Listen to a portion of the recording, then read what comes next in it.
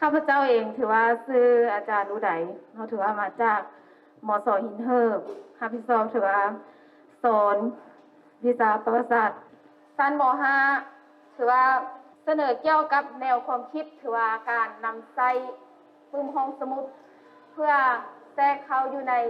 วิชาสอนของวิชาเฮาเนาะฉะนั้นถือว่าในวิชาประวัติศาสตร์ถือว่าชั้นม .5 นี่ถือว่าข้าพเจ้าถือว่าได้เลือกเอาอยู่ในภาคที่3เกี่ยวกับถือว่าประวัติศาสตร์ลาวสมัยบูฮานบทที่9บรรดาห้องหอยบูฮานคดีในลาวถือว่าจำนวนนักเรียนทั้งหมดถือว่ามี39น้องและถือว่าใช้เวลานี้ถือว่า100 นาทีอันนี้ถือว่าอยู่ในเนาะอันที่1ถือว่านี่เป็นเพื่อให้นักเรียนที่สามารถบอกและอธิบายได้เกี่ยวกับห้องหอยบูฮานคดียุคหินเก้าในประเทศลาว2อธิบายเกี่ยวกับห้องหอยบูฮานคดียุคหินกลางในลาว3บอกและอธิบายเกี่ยวกับห้องหอยยุคหินไหมในลาวได้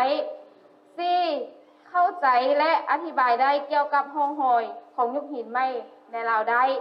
อันนี้ข้อ2เนาะความต้องการของครูอันนี้ถือว่าความต้องการของครูนี้1แม่นอยากให้นักเรียนบอกและอธิบายได้เกี่ยวกับห้องหอยบูฮานคดีในยุคหินเก้าในลาวได้2ให้ฮู้เกี่ยวกับห้องหอยบูฮานคดีในลาวมีอยู่แขวงใดในประเทศลาว3ให้บอกได้เกี่ยวกับห้องหอยบูฮานคดีในลาวได้4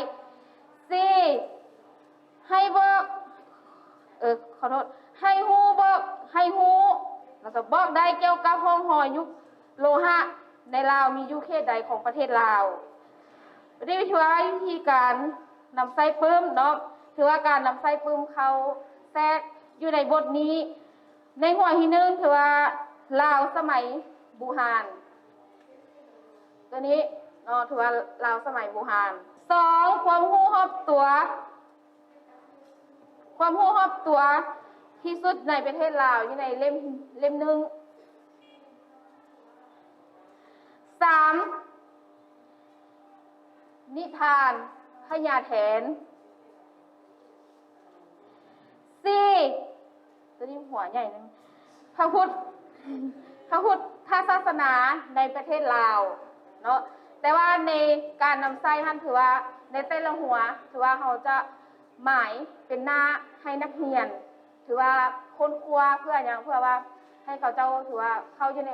มาค้นคว้าอยู่ในหอสมุดก็ถือว่าให้มันสะดวกสบายในเวลาที่เขาเจ้าค้นคว้าเนาะนักเรียนเอาบางคนมันก็อาจจะบ่เข้าใจแล้วก็บ่ฮู้บางคนมันบ่เคยเข้าก็มีนะและอีกอย่างหนึ่งก็ถือว่าการนำไส้เขาจะถือว่ามันจะมีปุ่มแบบเนาะนำไส้เข้าได้คือกันวิธีการนำไส้1ครูอธิบายบทเรียนตามปุ่มแบบเรียนถือว่าใช้เวลาอยู่ใน10 นาที2แบ่งนักเรียนออกเป็น4กลุ่มใช้เวลาอยู่5 นาที3แบ่งหน้าที่รับผิดชอบแต่ละกลุ่มให้คนครัว47 นาทีกลุ่มที่1เนาะถือว่าเขาจะแบ่งกลุ่มแล้วก็ถือว่าให้คำถามนักเรียนคนครัวเป็นตามแต่ละหัวข้ออยู่ในกลุ่มที่1นี่ถือว่าคนครัวเกี่ยวกับห้องหอยบูฮานคดีในยุคหินเก้าในลาวมีอยู่แขวงใดหรือว่ากลุ่มที่2ห้องหอยบูฮานคดียุคหินกลางมีอยู่เขตใดแด่3กลุ่มที่3เนาะห้องหอยบูฮานคดีในยุคหินไหมมีอันใดแด่กลุ่มที่4ห้องหอยยุคโลหะในลาวมีอยู่เขตใด4วิธีการนำไส้เนาะถือว่าในการนำไส้นะเพราะว่าวิชาที่มันก็เป็นวิชาที่นำไส้ทางด้านอุปกรณ์หรือว่าสื่อการสอนถือว่าคันท่าว่าเทียบไส้อยู่ในอิงไส้ในบทเรียนนะถือว่ามันจะนำไส้สื่อการสอนถือว่าหลากหลายแต่ว่าหลากหลายความหมายว่าในที่ในหอสมุดเนาะอยู่ในเขตเฮาสินะหรือว่าอยู่ในเขตเฮานี่นะมันก็มีอยู่แต่ว่ายังบ่ครบบางสิ่งบางอย่างมันก็บ่ครบโดยเฉพาะอยู่ในเกี่ยวกับห้องหอยวัตถุบูฮานสินะคนลาวเฮาเนาะถือว่าบางครอบครัวก็สิมีเนาะถือว่า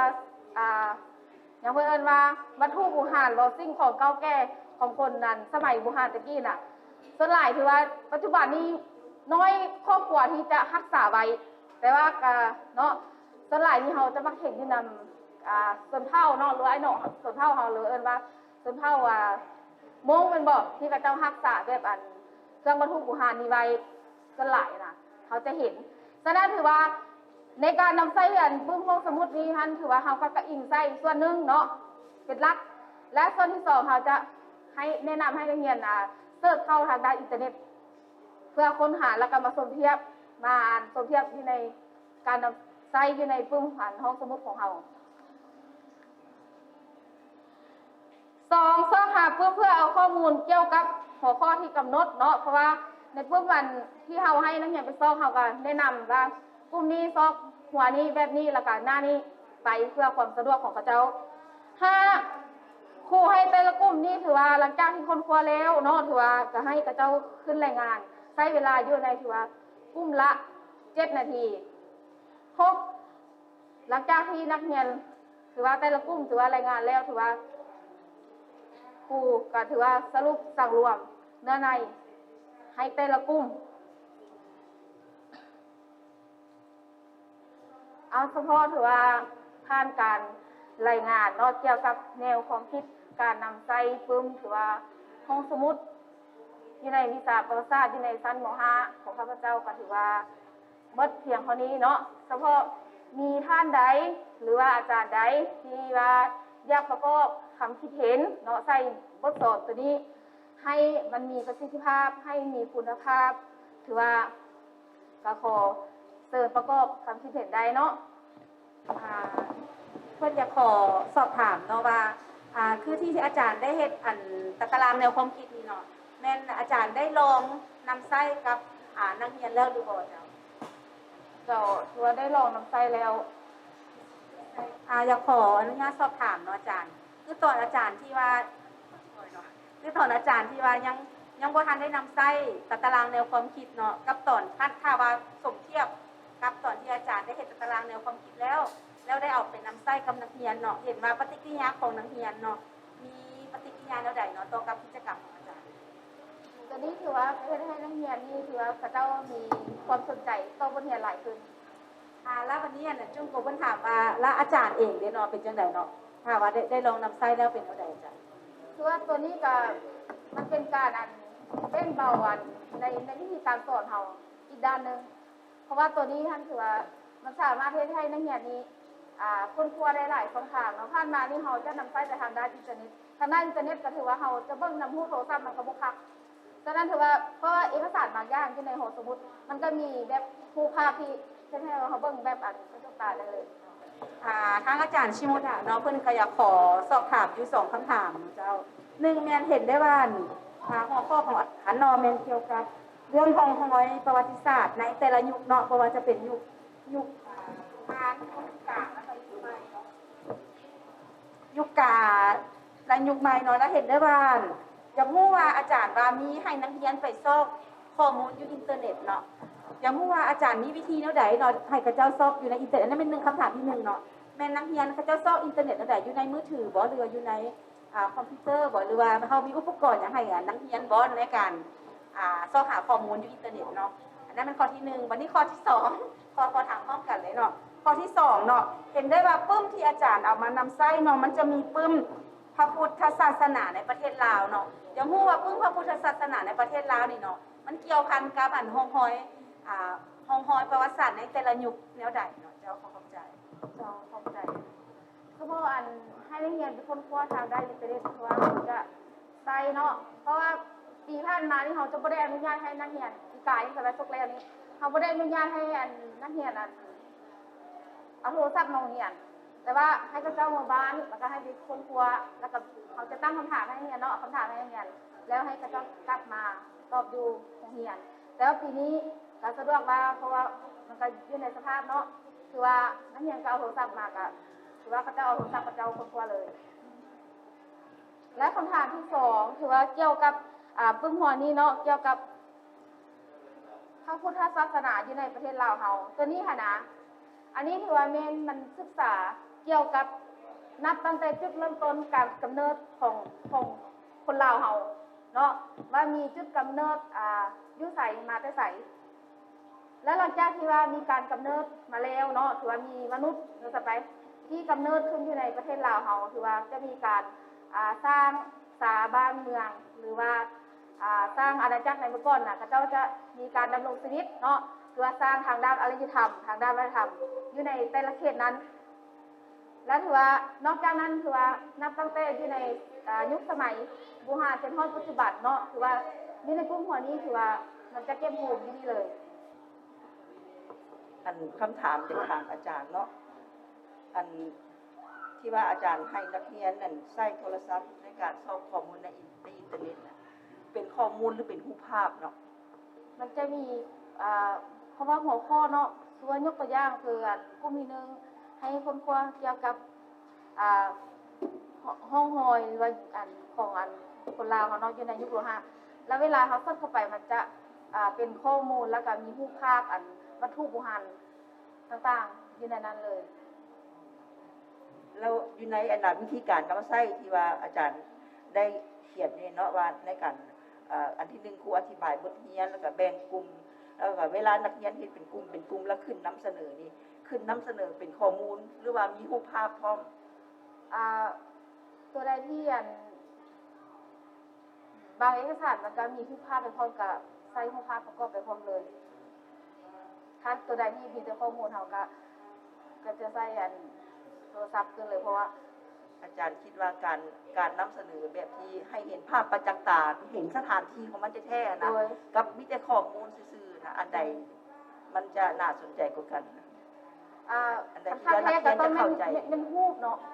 รูปเพราะว่านักเรียนมันอยู่ในยุคสมัยนี้ทุกคนอยู่ในยุคสมัยนี้อาจจะบ่เห็นนะสิ่งที่มันเกิดขึ้นอยู่ในอดีตเนาะก็คือแบบห้องหอยบ่หรือว่าวัตถุโบราณเก่าแก่ต่างๆนะคันถ้าว่าสลายคือตะกี้ที่ข้าพเจ้าสอนอยู่ในหมอต้นผาบองเพราะว่ามันมีไอ้น้องและสูงหลายจะให้พระเจ้าเอามาเลยเพราะมันมีเครื่องวัตถุโบราณพระเจ้าเอามาผู้ละอันเนาะพระเจ้าจะมีพวกนี้นะแต่ว่ายุ่งเงียนเขามันพุ่งเงียนไอ้น้องเราสูงเขาสลายกับมีแต่เขาจะใส่แบบเขาเสิร์ชเข้าไปแล้วเขาก็จะได้จิ้นออกให้พระเจ้าเบิ่งเป็นรูปภาพหลายกว่าแต่ว่าเดือนนี้มันมีห้องสมุดคนกว่าเขาก็ใช้ห้องสมุดคนกว่าไปเพราะว่าบางเอกสารมันก็มีห้องไปพร้อมเพราะอยู่ในเอกสารตัวนี้มันก็มีห้องไปพร้อมแต่ว่าเขาจะตั้งอยู่ในเงื่อนไขที่ว่าเขาโมสะดวกในด้านนั้นเนาะแต่ว่าเดือนนี้เขาใช้ห้องสมุดเขาก็นำใช้ตัวนี้ไปมันก็สะดวกกว่าแล้วก็นักเรียนก็ถือว่ามีความสนใจหลายกว่าและอาจารย์คิดว่านอกจากหัวข้อนี้อาจารย์จะได้นำใช้วิธีการนี้ในการสอนหัวข้ออื่นหรือบทอื่นๆนะบทอื่นก็ถูกสลายหันเขาจะไม่ได้ใส่ทุกบทไม่ได้ใส่ทุกบทนะเพราะว่าย้อนอย่างเพราะว่าเขาอิงใส่เวลาแต่ว่าบทอื่นเป็นเรื่องอื่นบ่แม่บทอื่นเขาก็จะมาใส่เรื่องอื่นมากับเบิ้งกับหัวข้ออยู่ในแต่ละบทแต่สลายอยู่ในวิชานี้มันก็จะสอดเข้าอยู่ในห้องสมุดนี้หลายมันก็มีหลายอยู่นะก็อยากบอกว่ามันก็ยังมีหลายตัวนี้อีกเนาะที่จริงนี้จะมีฮอต4-50หัวที่ใส่เข้าในวิชานี้จึงว่าจะให้อาจารย์ว่าคันมีแนวความคิดในการที่จะสร้างแนวความคิดตัวนี้อีกนะอยากเบิ่งเลือกเบิ่งปึ้มตัวอื่นเข้ามาอีกได้เบิ่งก็ได้ก็ได้เจ้าอยากให้พยายามคิดอีกเจ้า